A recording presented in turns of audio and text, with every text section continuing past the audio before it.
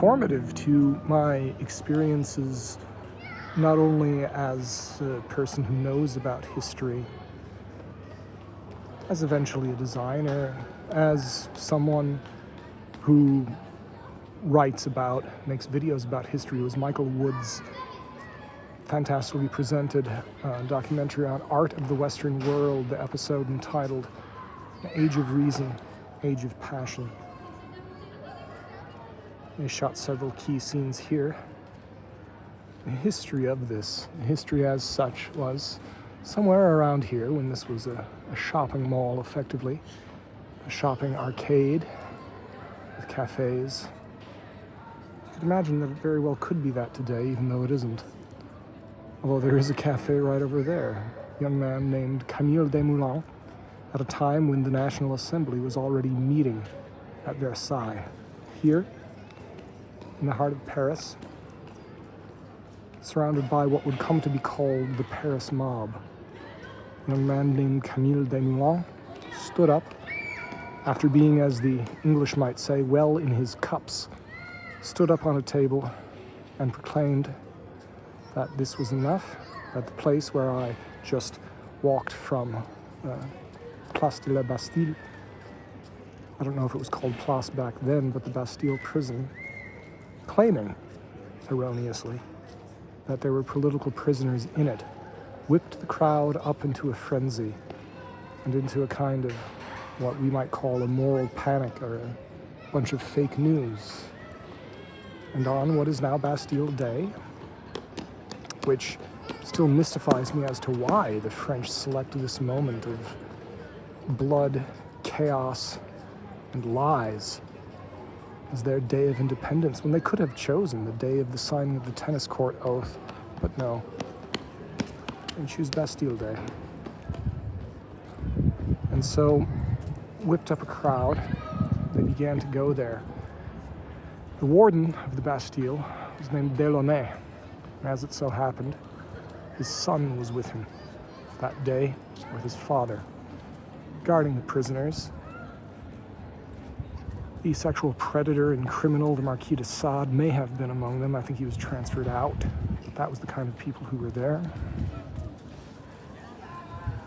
They demanded that he come out, and he tried to reason with the woke mob. Eventually, they came out. The mob killed him, put his head on a pike, killed his son, put his son's head on a pike. And on the authority of my high school IB English teacher, whom I trust on this, probably read it in some history book, they held the pikes up aloft above the riotous crowd, and they shouted to each other, "Kiss Papa, kiss Papa." And the two decapitated heads were made to lean into each other as the crowd made kissing noises in a macabre pantomime, which some people today still call the birth of liberty.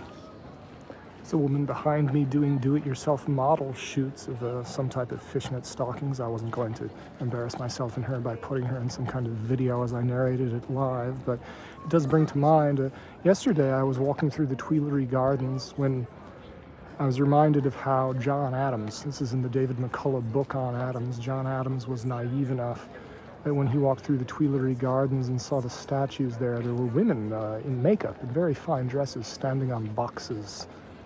And he believed that this was a kind of performance art, as if they were mimes. I don't think Ben Franklin had the heart to break it to him and burst his bubble that these were prostitutes. The late 18th century was a very interesting time. This magnolia tree is stunningly beautiful. I feel lucky to have caught this at exactly the right time of year.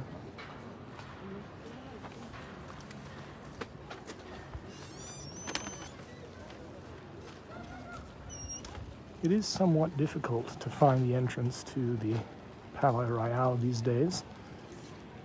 Rather increases one's appreciation of the space when, rather like I'm told, the approach to a Japanese garden is not straight away with a plain view through a picture window, but a meander, something you are surprised by, something which the effort makes all the more value to you in the experience.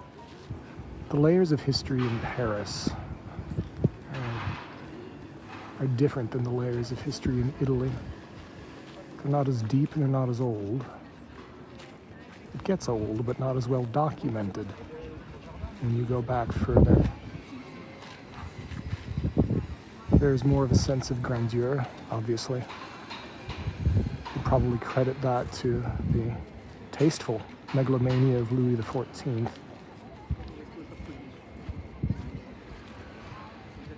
Although this is the first time I've ever been here, it is one of those remarkable things that not nearly every plaza, but perhaps every other or every third plaza, every space, there is something with which I am deeply familiar. And it's an odd and interesting experience. Quite a lot of pathos. I was deeply moved by, I might show up the photograph I took. There was a monument to the Republic at Place de la République, speaking of the values of universal suffrage. Sadly, was surrounded by the dufting waft of pot-smoking middle-aged losers and the teenage hangers-on.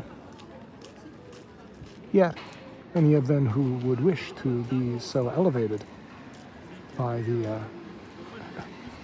descriptions of universal suffrage, they could be. Various monuments, various moments and milestones as you walked around this circular monument showing the development of French democracy, which in the 1880s had solidified into what was called the Third Republic. And there was a sense of gratitude and relief for this, and all the struggles that it took to get there. Anyone who thinks somehow that democracy can just be built and get somewhere, I think that might be a peculiarly American impression. Certainly in what became the United States, democracy didn't happen instantly, not at all. It had developed over nearly more than 150 years of social institutions being built, tough, independent farmers, and so forth. A war against France and then a war with France. France itself thought that it had democracy several times, did have democracy several times, only to slip back into dictatorship, into empire, into monarchy, then again into a republic, then a constitutional republic, and then a dictatorship, and then a republic again.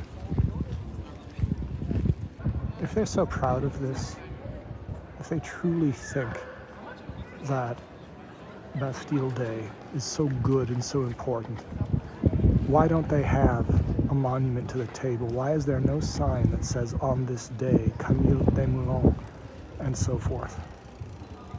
They don't have that. Because they're ambivalent. I would be too. But I wouldn't lie to myself about what that day means. There was a lot of analogizing about Rome. I would really love to go on Tim Pool's show to talk about it. I don't know how to get their attention. Well, I do know how, but in the Discord, I might try that. But no one has been mentioning to them the specific Spenglerian argument about the analogy to the late Republic. I think the analogy to the end of empire has something to it, but it is not the best analogy. The analogy to the late Republic gets rather almost frighteningly accurate, might be predictive. So here we are within spring of 2024, where it looks like there is an alignment between a Crassus figure and a Sulla figure, something like that. We'll see where all of that goes. There's a lot of yearning for a refounding. There's every once in a while there's this kind of apocalyptic rhetoric, things ending, things beginning. We've been in that for a while. I don't know if I'm making any sense here at all or if it's interesting. All of this is extemporaneous and not written beforehand, so who knows who may be watching this, but I hope it's been interesting to you. I shot a number of videos like this in Italy, some of which have been trapped and or lost. Thanks for listening.